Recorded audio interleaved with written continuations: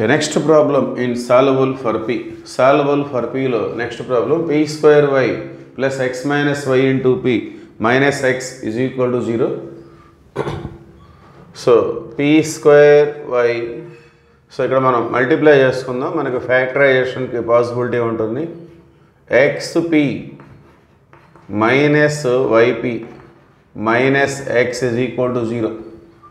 xp minus yp minus x. First two టర్మ్స్లో మనకి p అనేది కామన్ వచ్చేస్తుంది. p స్క్వేర్ వైలో p పోతే ఇంకొక py, ఇక్కడ p అనేది కామన్ వచ్చేస్తుంది, x ఉంటుంది. సో నెక్స్ట్ కూడా ఇలాంటి బ్రాకెటే రావాలి, ఇలాంటి ఫ్యాక్టరీ రావాలి. సో ఇవి చూస్తే రెండు కూడా సేమ్ ఉన్నాయి, py x. సో ఇక్కడ ప్లస్ py అంటే ఇక్కడ మైనస్ py. సో అందువల్ల -1 కామన్ తీసుకున్నట్లయితే సో ఇక్కడ కూడా py plus x is equal to 0. Now take py plus x as common, we get p and -1 in bracket. So ఈ రెండింటి యొక్క ప్రొడక్ట్ అనేది 0 అయితే మనకి ఏదైనా 0 కావచ్చు. py plus x is equal to 0 కావచ్చు, p -1 అనేది కూడా 0 కావచ్చు. ఓకే, సో p అంటే ఏంటి? dy by dx. p is nothing but dy by dx. So p ప్లస్లో దాన్ని మనం సబ్స్టిట్యూట్ చేసుకుందాం, dy by dx into y plus x is equal to 0. So మనం LCM తీసుకున్నట్లయితే y into dy plus x into dx అనేది x పక్కకు వచ్చేస్తుంది. So ఇంకా డినామినేటర్ అనేది 0లోకి వెళ్ళిపోతుంది. ఓకే, సో దీన్ని మనం ఇంటిగ్రేట్ చేస్తే వచ్చేస్తుంది. ఇక్కడ కూడా మనకి p అంటే dy by dx -1 is equal to 0.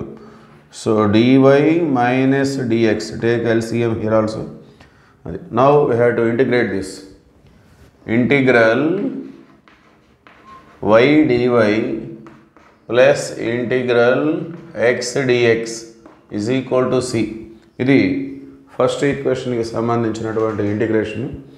అలానే రెండవది integral dy minus integral dx is equal to c. So integral y dy అంటే y square by 2, integral x power and dx formula power 1 ఉంటుంది. So y power 1 + 1 / 1 + 1 y square by 2. So ఇక్కడ కూడా same formula x square by 2 is equal to c. So integral dy అంటే y minus integral dx అంటే x is equal to c. So ఇక్కడ మనం LCM తీసుకున్నట్లయితే లేదా మొత్తాన్ని మనం 2తో మల్టిప్లై చేసినట్లయితే we get like this, y square plus x square is equal to 2c. So y square plus x square is equal to some c dash, where